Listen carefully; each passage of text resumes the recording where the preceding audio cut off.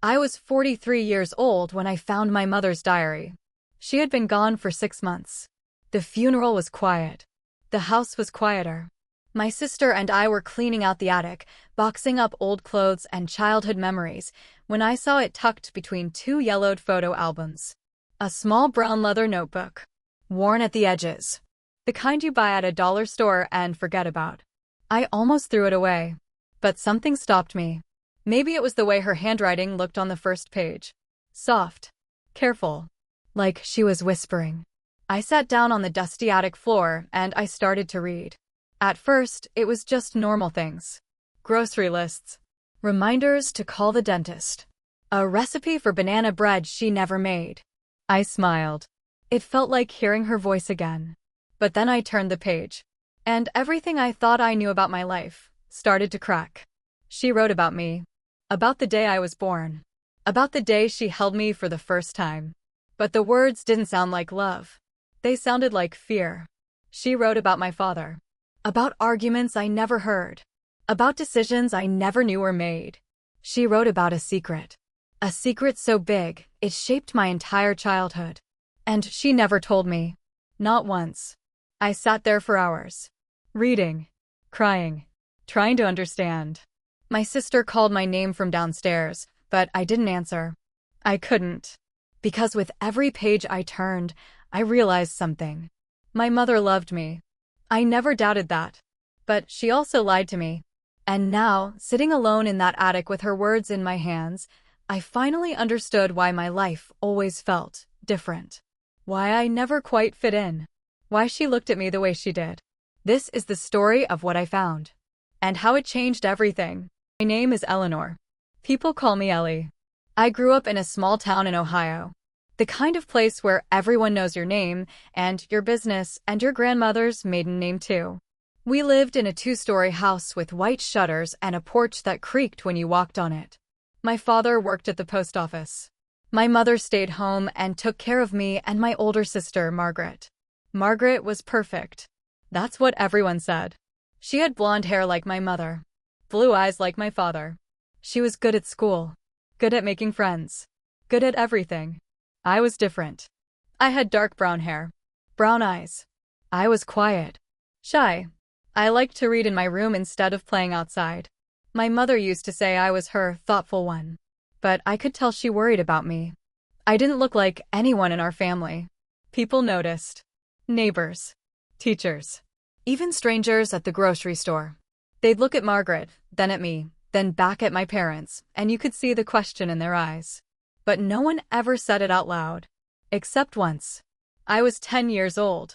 We were at a family reunion. My Aunt Linda, my father's sister, had too much wine. She was laughing too loud, talking too fast, and then she looked at me and said, "You know, Ellie, you don't look like anyone here." "Where'd you get those eyes?" The room went quiet. My mother's face turned pale.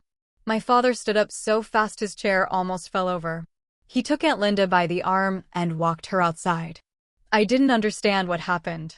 Margaret told me Aunt Linda was just being silly. My mother hugged me and said I was beautiful just the way I was. But I never forgot the look on her face. Fear. That panic. Like she was hiding something.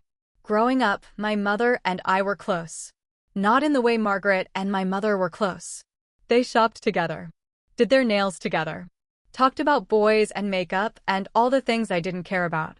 But my mother and I, we had our own thing. She'd sit with me while I read. She'd make me tea when I couldn't sleep. She'd stroke my hair and tell me stories about her own childhood. About growing up on a farm. About her parents. About how she met my father at a church dance when she was 19. I loved those moments. But looking back now, I realize she never talked about me. About my birth.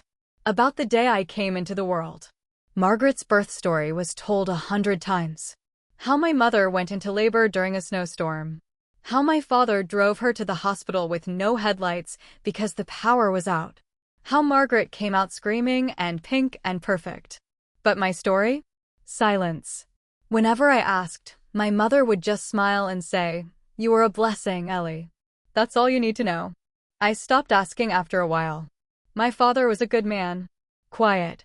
Hardworking. He didn't talk much, but when he did, you listened. He loved my mother. You could see it in the way he looked at her. Like she was the only person in the room. But with me, there was something else. He was kind. He provided for me. He never raised his voice. But there was a distance.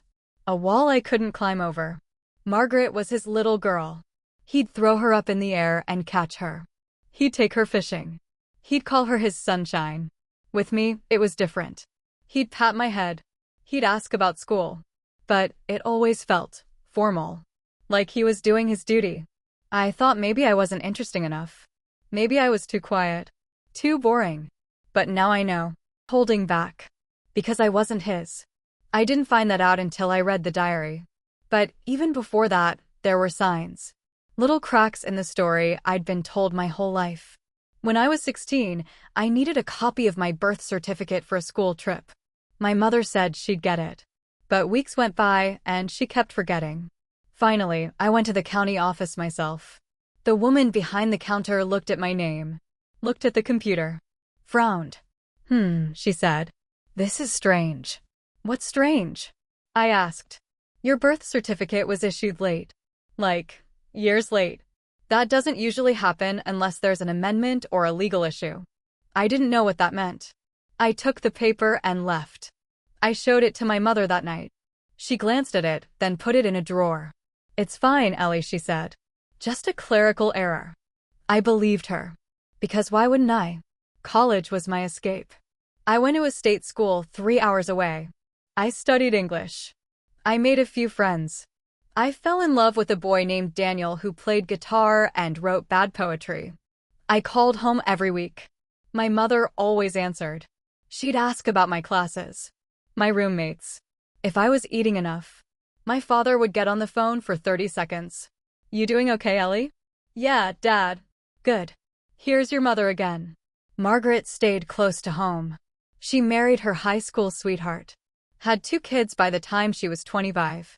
My mother was over the moon. I was happy for her. I really was. But I also felt forgotten. Like I was the spare. The one they didn't need to worry about anymore. After college, I moved to Cleveland. I got a job at a library. I married Daniel. We had a small apartment and a cat named Poe. Life was quiet. Simple. Good. I visited home twice a year. Christmas and my mother's birthday. Margaret was always there with her kids.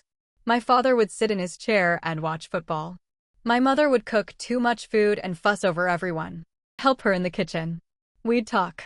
She'd ask about Daniel. About work. About when we were going to have kids. I'd tell her we were trying. She'd squeeze my hand and say, "It'll happen, sweetheart. Don't worry."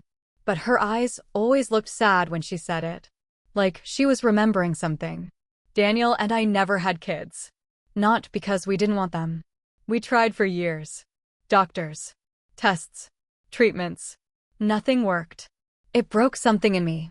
My mother would call and ask how I was doing, and I'd lie and say I was fine. But I wasn't. I felt like I was failing. Like there was something wrong with me. Something missing. Margaret had 4 kids by then. My mother's house was always full of toys and laughter and crayon drawings on the fridge. I felt invisible. When I was 38, my father died. Heart attack. Sudden. No warning. The funeral was big. The whole town came. People told stories about how kind he was. How dependable. How much he loved his family. Margaret cried in my mother's arms. I stood in the back and felt numb. I loved my father. I did. But I didn't know him. Not really. And now I never would. After he died, my mother changed. She got quieter. Smaller. Like a part of her had gone with him. Margaret visited her every day.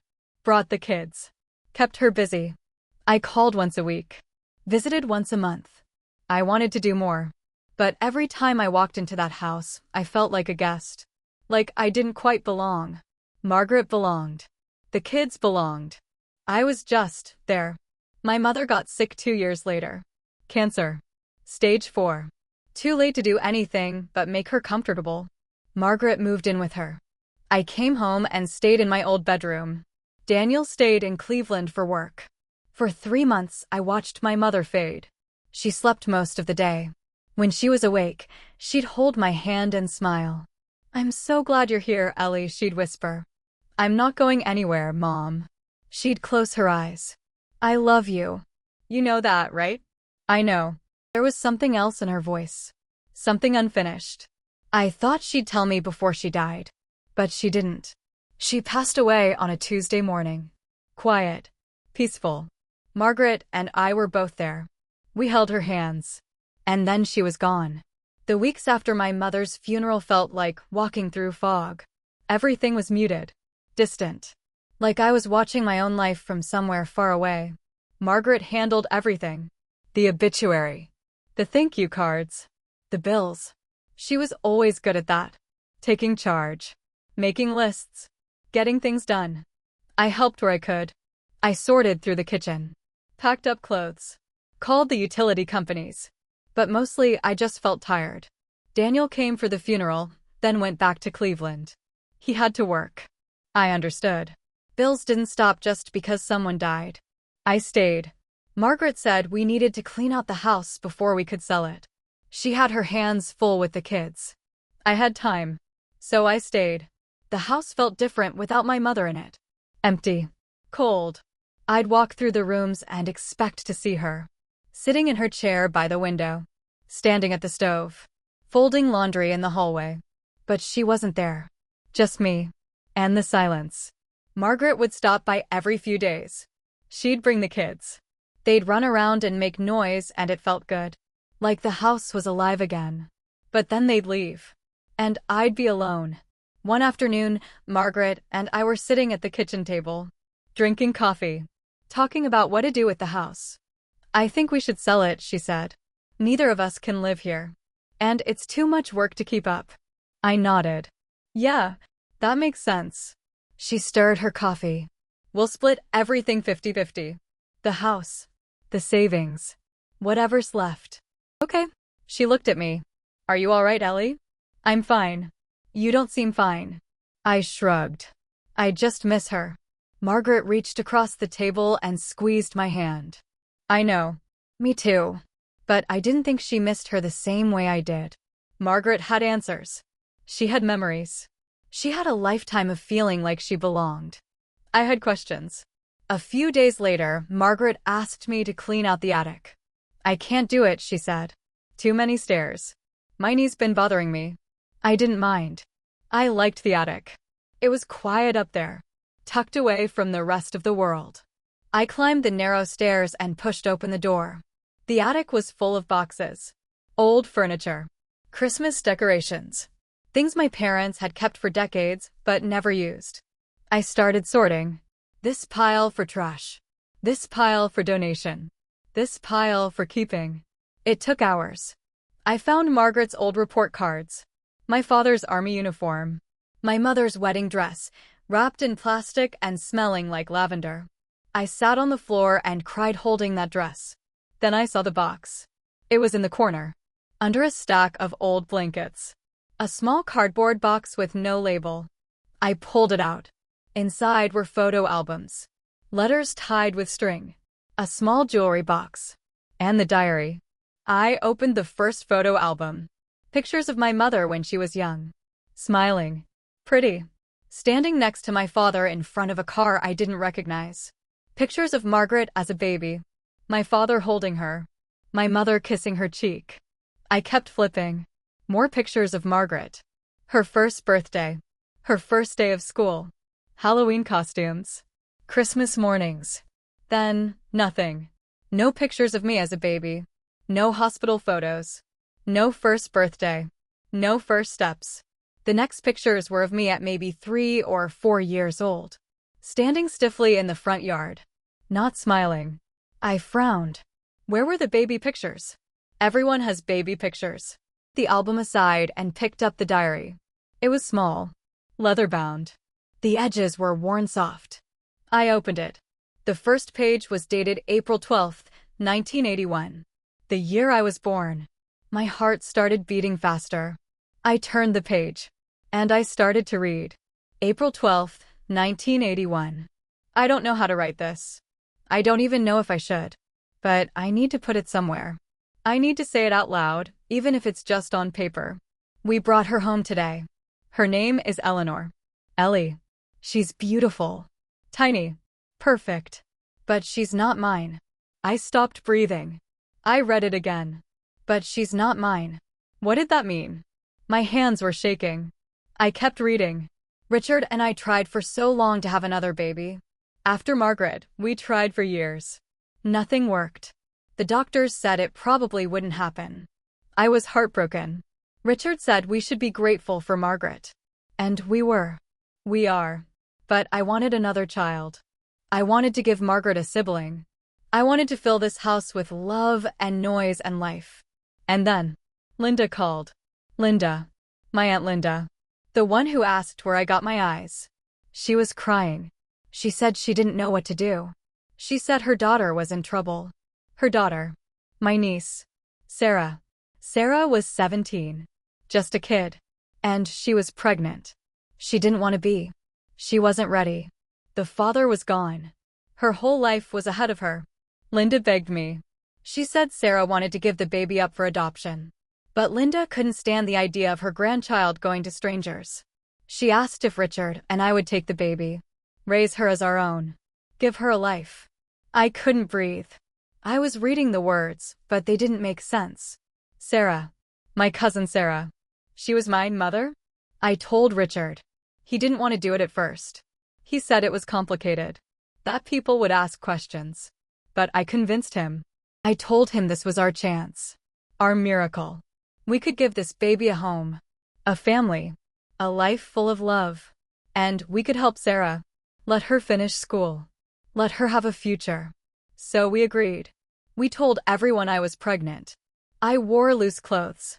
We moved away for a few months to a town 2 hours north. Stayed with Richard's brother.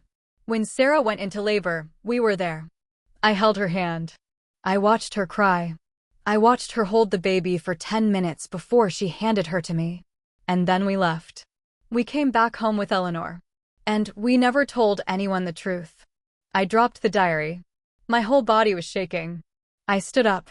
Sat back down. Stood up again. I couldn't think. I couldn't breathe. Margaret wasn't my sister. She was my cousin. My mother wasn't my mother. She was my aunt. And Sarah. Sarah was my mother. Sarah, who I barely knew. Who moved to California when I was 5. Who sent birthday cards but never visited. Who I thought was just distant. She gave me away. And no one ever told me. I picked up the diary again. My hands were still shaking, but I had to keep reading. I had to know. May 3rd, 1981. Ellie is a good baby. She sleeps well. Eats well. Hardly cries. Margaret loves her. She calls her my baby. It's sweet. Richard is adjusting. He holds her. He feeds her. But I can see it in his eyes. He knows she's not his. And it hurts him. June 18th, 1981. People keep saying Ellie doesn't look like us. I smile and say she takes after Richard's side. But I'm scared. What if someone figures it out? What if Ellie figures it out? September 10th, 1983. Ellie asked me today why she doesn't look like Margaret. She's only 2. She doesn't understand yet. But one day she will. And I don't know what I'll say. November 22nd, 1987. Linda got drunk at Thanksgiving and almost told everyone. Richard was furious. He told her she's not welcome here anymore unless she can keep her mouth shut. I cried all night. This secret is killing us. But we can't tell Ellie. Not now. Maybe not ever. February 14th, 1995. Ellie is 14 now. She's so smart. So kind. So thoughtful. But she's pulling away from us. I can feel it. She thinks we don't love her as much as we love Margaret. And maybe she's right. Not because we don't love her. But because we're always afraid. Afraid she'll find out. Afraid she'll hate us. I couldn't read anymore. I closed the diary and sat there in the attic, staring at the wall. Everything made sense now. Why I didn't look like them. Why my father kept his distance. Why my mother always looked at me with that sad, guilty expression. Why I never felt like I belonged. Because I didn't. I didn't go downstairs for hours. I just sat there, thinking, crying, trying to understand. My whole life had been a lie. Every birthday, every Christmas, every I love you. It was all built on a secret. A secret they kept from me for 43 years. When Margaret called that night, I didn't answer. She left a voicemail. Hey, Ellie. Just checking in. Let me know if you need anything. I stared at my phone. Margaret. Did she know? Did she know I wasn't really her sister? Or had they lied to her too? I wanted to be angry. I wanted to scream. To throw things. To call Margaret and demand answers. But I couldn't. Because my mother was gone. And I couldn't ask her why. The next morning, I went downstairs and made coffee. I sat at the kitchen table. The same table where my mother and I had talked 1,000 times. And I realized something. She had chances to tell me. So many chances. I was 16 and confused about my birth certificate. When I was struggling to have kids and wondering if something was wrong with me. When she was dying and had nothing left to lose. She could have told me. But she didn't. And now I had to live with that. I picked up my phone. I scrolled through my contacts until I found the name I was looking for. Sarah. My cousin. My mother. I stared at her number. My thumb hovered over the call button. But I didn't press it. Not yet. Because I didn't know what to say. I didn't call Sarah that day. Or the next day. Or the day after that. I carried my phone with me everywhere. I'd pull it out. Look at her name. And then put it away. What would I even say? Hi, Sarah. It's Ellie. I found out you're my real mother. Want to talk about it? It sounded ridiculous. So I waited. Margaret came by on Saturday. She brought sandwiches and iced tea. We sat on the back porch like we used to when we were kids. You've been quiet, she said. Just tired. You sure that's all? I looked at her. Really looked at her. She had our mother's eyes. Our mother's smile. But not mine. Because she wasn't really my sister. Margaret, I said slowly. Did Mom ever tell you anything unusual? About me? She frowned. What do you mean? About when I was born. Or where I came from. She laughed. Where you came from? Ellie, what are you talking about? I wanted to tell her. Right then. Right there. But something stopped me. Maybe I wanted to protect her. Or maybe I wanted to keep the secret to myself a little longer. Never mind, I said. I'm just tired. Like I said. She studied my face. You've been acting strange since Mom died. I miss her. I know. Me too. She reached over and hugged me. And I let her. But it didn't feel the same anymore. That night, I went back to the attic. I opened the diary again and kept reading. March 8th, 1998. Ellie called today. She's thinking about getting married. To that boy Daniel. She sounded happy. I'm happy for her. But I'm also terrified. What if she has children? What if they ask about family history? Medical records? What if the truth comes out then? October 15th, 2005. Ellie told me today that she can't have children. She was crying so hard on the phone. I wanted to tell her the truth. That it's not her fault. That sometimes these things skip generations. Sarah had trouble too. Before Ellie. But I couldn't say it. Because then she'd ask questions. So I just told her I loved her. And I let her think she was broken. I had to stop reading. My chest felt tight. My eyes burned. My mother knew. She knew why I couldn't have kids. She knew it ran in the family. And she let me suffer. Let me think something was wrong with me. All to protect a secret. June 30th, 2010. I saw Sarah today. She came to visit Linda. She's doing well. She's a teacher now. Lives in San Diego. Never married. No kids. She asked about Ellie. I told her Ellie was fine. Happy. Living in Cleveland. Sarah got quiet. Then she said, "Does she ever ask about me?" I said no. Sarah nodded. That's probably for the best. But I could see it in her eyes. She regrets it. She regrets giving Ellie away. I closed the diary. Sarah regretted it. She wanted to know about me. And my mother, my aunt, kept us apart. I couldn't sleep that night. I kept thinking about Sarah. About the 10 minutes she held me before she gave me away. About the birthdays she missed. The milestones.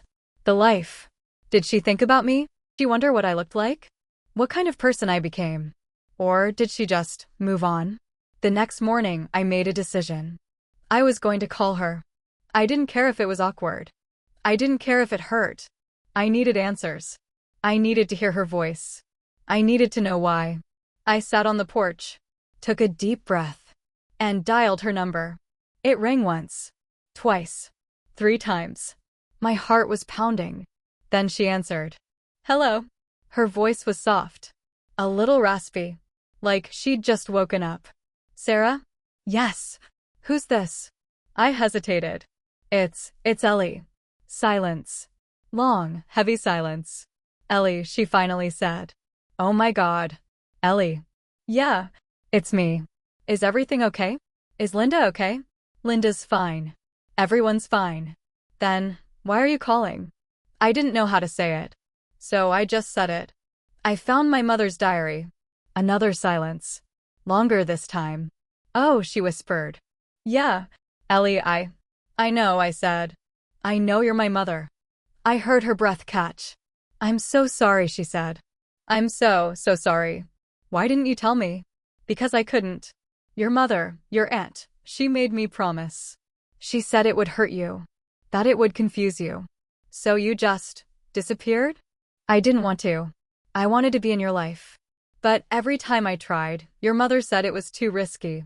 That you were happy. That I'd only make things worse. I wasn't happy, I said. My voice cracked. I spent my whole life feeling like I didn't belong. Like something was wrong with me. I know, she said. And I'm sorry. I've lived with that guilt every single day. Then why didn't you fight for me? Why didn't you tell me yourself? She was quiet for a long time. Because I was a coward, she finally said. I was 17 when I had you. I was scared. I didn't know how to be a mother. And your aunt, she was so good. So loving. I thought you'd have a better life with her. But you're my mother, I said.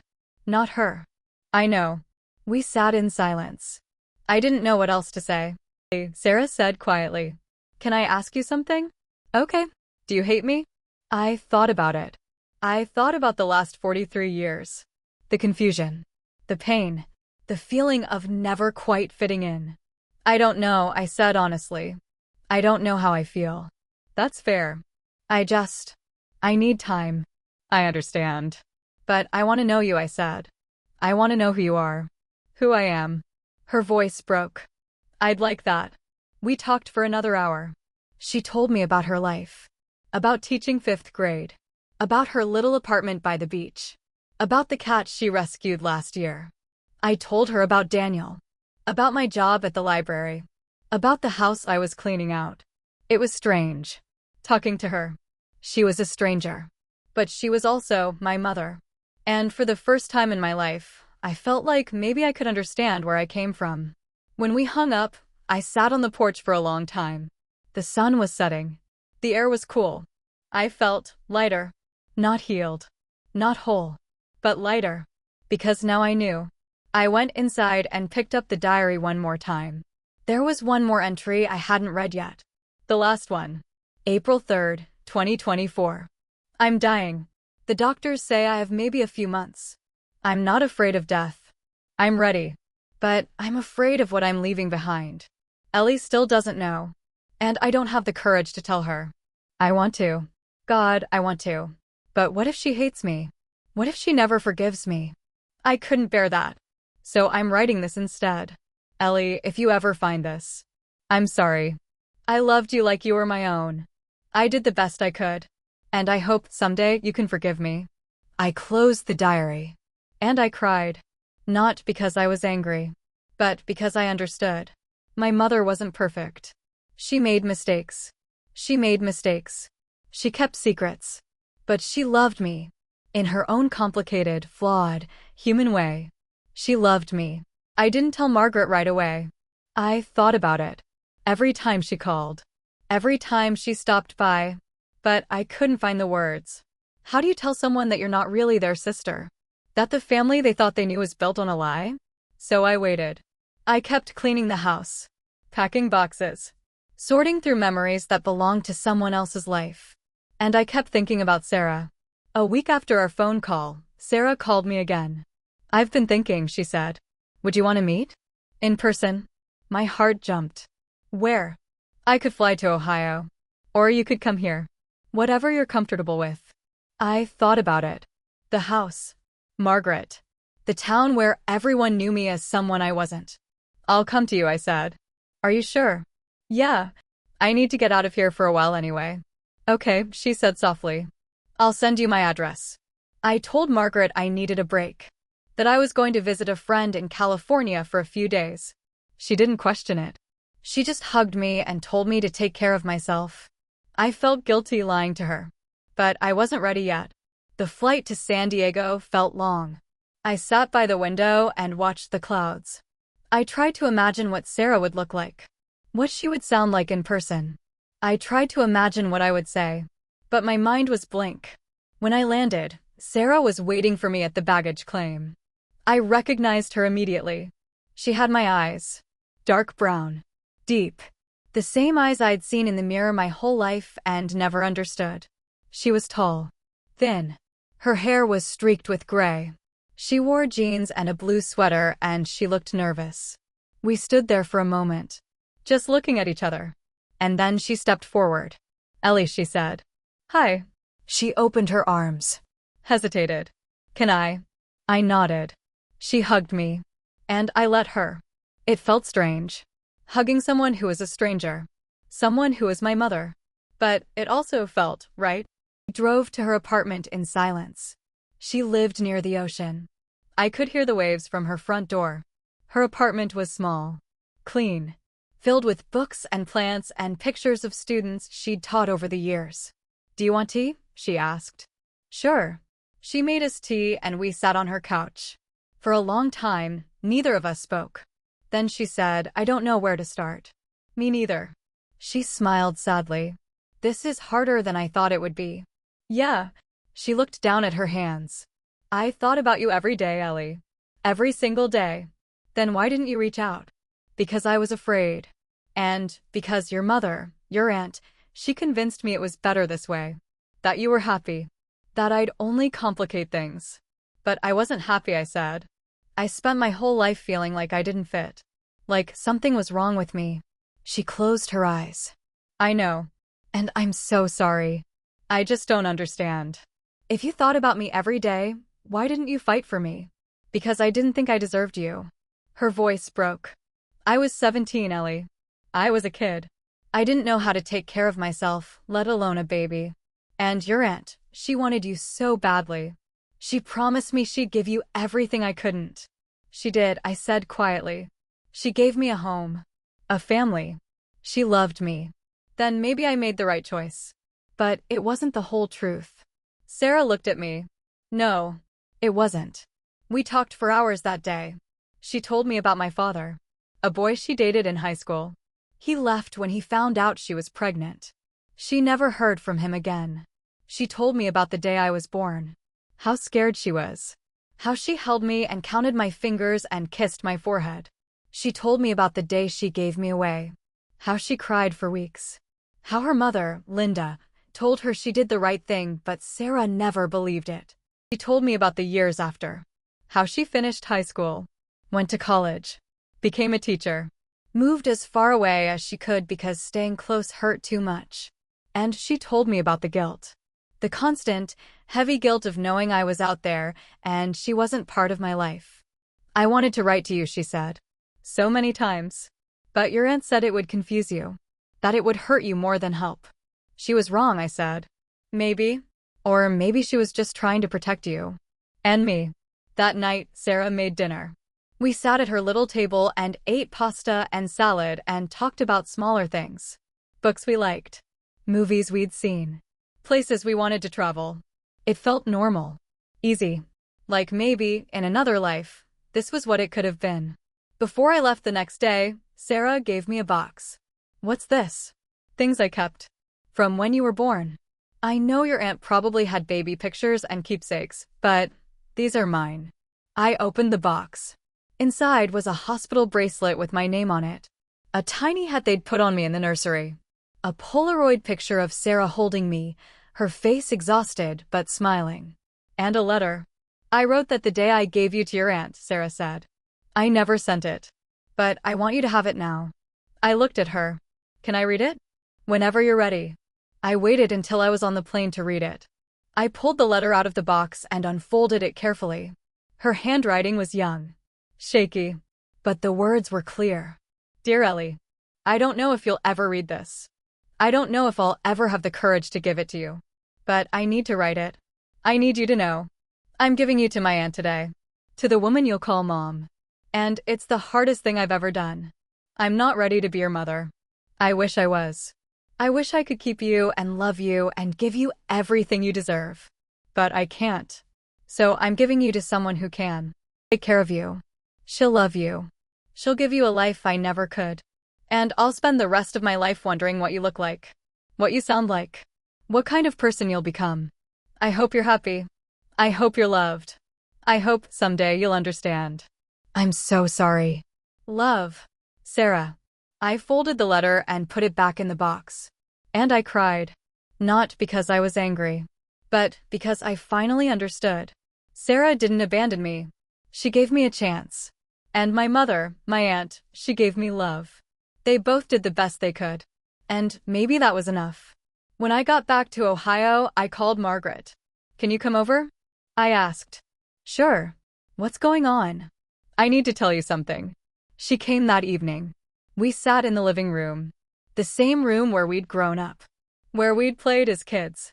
Where we'd said goodbye to our mother. What is it? Margaret asked. I took a deep breath. And I told her everything. She didn't say anything for a long time. She just sat there, staring at me. Then she said, You're serious? Yeah. Sarah is your birth mother. Yes. She shook her head. I don't understand. Why didn't they tell us? Because they were scared. They thought it was easier this way. Easier for who? I don't know. Margaret stood up, walked to the window, stood there with her arms crossed. So we're not really sisters, she said quietly. We're cousins. That's not the same. I know. She turned around. Her eyes were red. Do you still love me? She asked. Of course I do.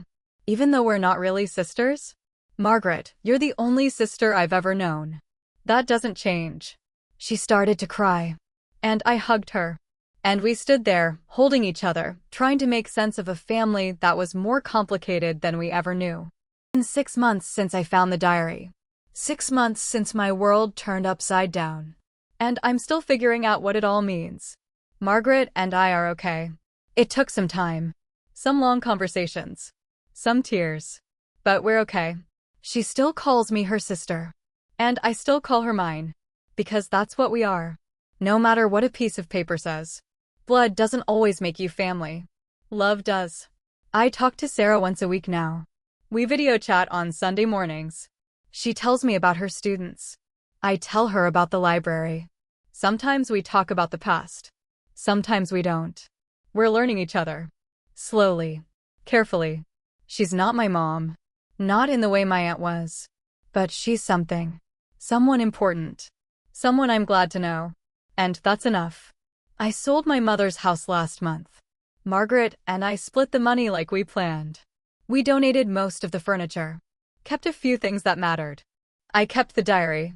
I read it sometimes. When I miss her. When I need to hear her voice. And every time I do, I understand her a little more. She wasn't perfect. She made mistakes. She kept secrets that hurt me. But she loved me.